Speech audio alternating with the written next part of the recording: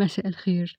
النهاردة هنعمل كنافة نباتي بجد رهيبة، هتعجبك جدا، طريقتها سهلة وبسيطة. أول حاجة الشربات، معايا كوبايتين إلا ربع من السكر، هضيف عليهم كوباية إلا ربع من المية. هبدأ كده أدوبهم، دوب كده السكر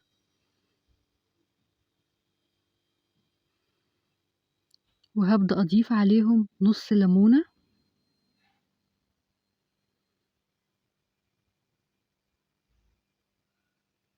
وهضيف عليها فانيليا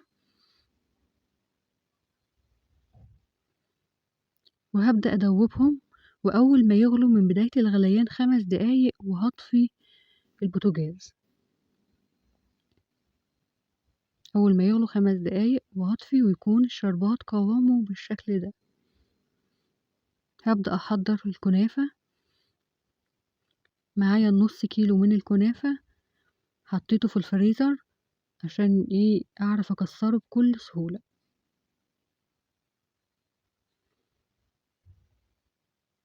ببدأ كده أكسرها، طبعا لما بتكوني حطها في الفريزر تاني يوم بتتكسر معاكي بكل سهولة كده. عايزة أقولك كمان إن المقادير هتلاقوها في صندوق الوصف، كلمة المزيد اللي تحت الفيديو، وكمان هتلاقوا طرق حلويات نباتية كتير صيامي يعني في صندوق الوصف. أنا كده خلاص قربت أخلصها، ببدأ كده أكسرها كلها وأكسرها ناعم، فتتها كده.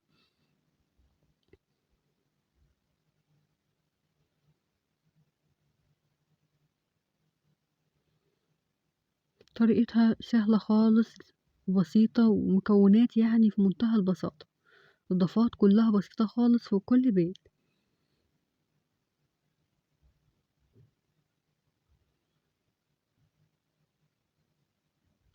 من فوق لتحت كده بشوف كل حاجة مكسراها كده ولا لأ كويس. بصوا، وهدخل ايدي من تحت لفوق اشوف كله متكسر ولا لأ. خلاص كده انا كسرتها كويس. هبدأ اضيف عليها معلقتين من السكر،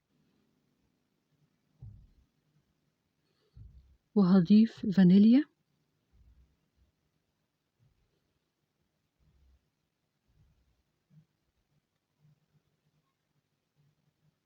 وهبدأ اضيف عليهم نص كوب زيت.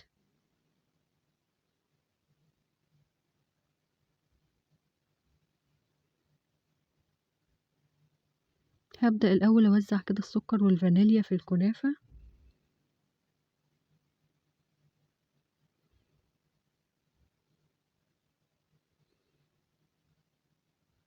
وهبدأ اضيف الزيت، واحاول اوزع الزيت كويس قوي كده في الكنافة، اوزعه كويس. كمان انا هجيب لك طريقة التسوية دلوقتي، عشان الناس اللي بتقول الفيديوهات بتيجي من غير طريقة التسوية، ومهمة بالنسبة للبنات المتجوزة حديثا ما بتبقاش عارفة كل حاجة. هجيب لك طريقة التسوية.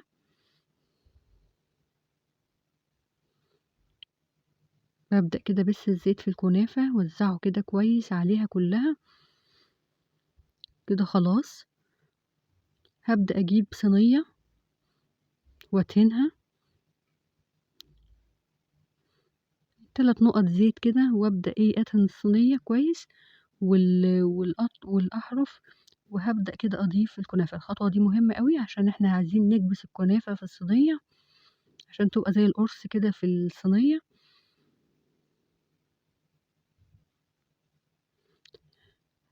هبدأ بإيدي كده أضغط الكنافة كده في الصينية بس كويس كده.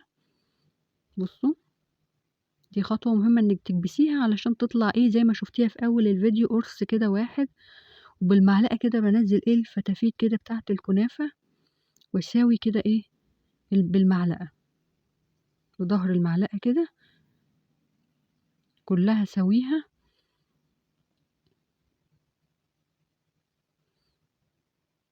تكوني كبس، اهم خطوة في الكنافة تكبسيها كويس في الصينية وتسويها كده بظهر المعلقة.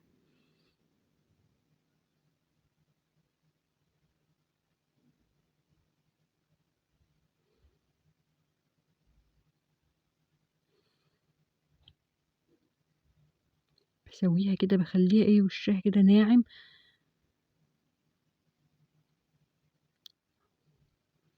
عشان كده تطلع زي بتاعة المحلات كده إيه. باكون دلوقتي خلاص مسخّنة الفرن، أدخّلها على الشبكة، الفرن يكون سخن، دخّلتها على الشبكة، أول ما عملت زي الأطرف دي احمرّت ولّعت الشواية. بُصّوا مش هتاخد معاكِ إيه من تِلت لنُص ساعة، بس الفرن تكوني مسخّناه قبلها، وهابدأ أولّع الشواية، أول ما تلاقي الأحرف احمرّت بتولّعي الشواية وتاخد لون كده.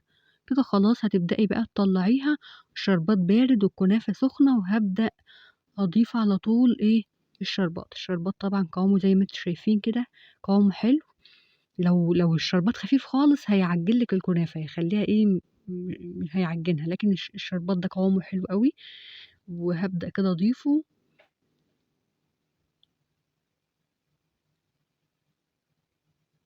وهاقلبها معاكم بكل سهولة بتتقلب وأقطّعها لكم بجد طالعة تحفة.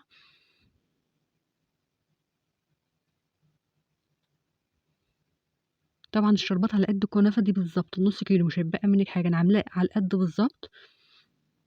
وهابدأ كده بُصّوا عايزة أقول لكم إن أنا إيه غطيتها كده شوية سِبتها بقى إيه تهدى خالص وتكون بردت خالص كده.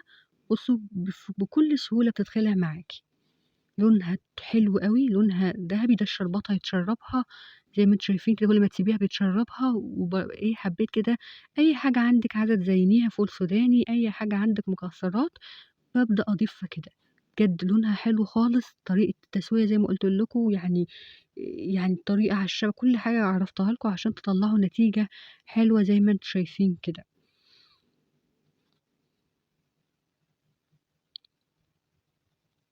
هابدأ أقطّعها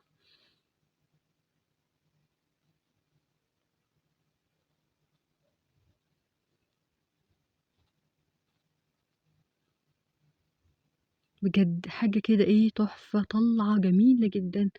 أتمنى تجرّبيها وتقولوا لي رأيِك في التعليقات. كمان لسه أنا بالشوكة هاورّيكم كده قلبها عامل إزاي.